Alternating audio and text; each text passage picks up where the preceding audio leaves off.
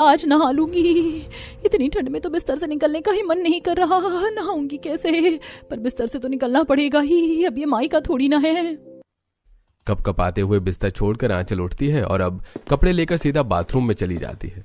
और अब अपनी पुरानी वाली आदत को जारी रखते हुए सिर्फ मुंह धोकर आंचल कपड़े बदलकर अपनी पहली रसोई की रस्म के लिए रसोई में आ जाती है।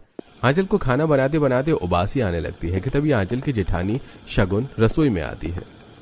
अरे आंचल, तुम तो बड़ी जल्दी आ गई रसोई में, लेकिन तुम्हें ये उबासी क्यों आ रही है? कहीं तुम बिना नहाए तो रसोई में नहीं आ गई? हमारे यहाँ बिना नहाए रसोई में आना सख्त मना है।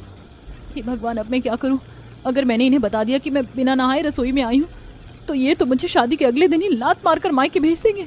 और मेरी माँ तो ठहरी जल्लाद, वो मुझे घर में वापस भी नहीं लेगी। अरे नहीं भाभी, ये आप कैसी बातें कर रही हैं? हमारे घर में भी सेम चीज होती है, बिना नहाए हम रसोई में नहीं जाते। चलो अच्छा है, चलो अब तुम खाना बनाओ, किसी चीज की जरूरत हो तो मुझे बुला लेना। अपनी जेठानी के जाने के बाद आंचल की सांस में सांस आती है, जिसके बाद अब आंचल जल्दी जल्दी खाना बनाती है और सभी को परोसती है। सुनीता बहन ने बिल्कुल ठीक कहा था, खाना बनाने में तो तुम माहिर हो। वैसे आंचल बहू, शगुन बहू ने तुम्हें बता दिया ना कि हमारे घर में बहुएं तभी रसोई में घुसती हैं जब वो नहाई हुई होती। बिना नहाए रसोई में जाना, खाना बनाना सख्त मना है हमारे घर में। अरे माँ जी, मैंने आंचल को सब बता दिया है और मेरी देवरानी तो इतनी समझदार है कि उसे तो ये चीज पहले से ही पता थी। ये लो, हो गया बेड़ा गर्क। अरे मैं तो 10 दिन बिना नहाए आराम से रह लेती हूँ, लेकिन यहाँ तो अगर एक दिन भी नहाया तो रसोई में घुसने नहीं देंगे, ऊपर से बेइज्जती होगी सो अलग। लगता है अब अपने ससुराल वालों को झूठ बोलना ही पड़ेगा।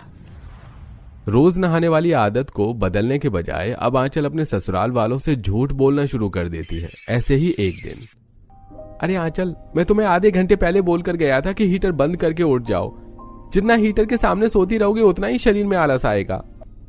क्या करूं जतिन जी, ठंडी इतनी हो रही है, मेरा तो उठने का मन ही नहीं कर रहा। इस कड़कड़ाती ठंड में भला कौन होगा जो इस हीटर के सामने से उठना चाहेगा? हीटर छोड़ने का तो किसी का भी मन नहीं होता, लेकिन पूरा दिन तो उसके सामने बैठ नहीं सकते ना। मैं तो नहा कर आ गया हूँ और बहुत फ्रेश फील हो रहा है, तुम भी जाकर नहा लो।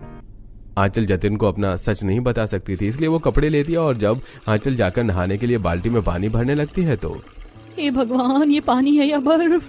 कितना ज्यादा ठंडा है, ऊपर से गीजर भी खराब है। गर्म पानी होता तो मैं 1% नहा भी लेती, लेकिन इस ठंडे पानी से कैसे नहाऊंगी?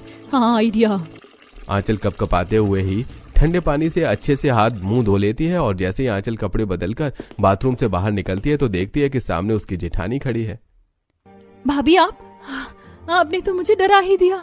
तुम्हारी जेठानी हूँ, कोई चुड़ैल थोड़ी ना जो तुम मुझसे डर गई। मानो जैसे मैंने तुम्हारी कोई चोरी पकड़ी हो। वो तो आज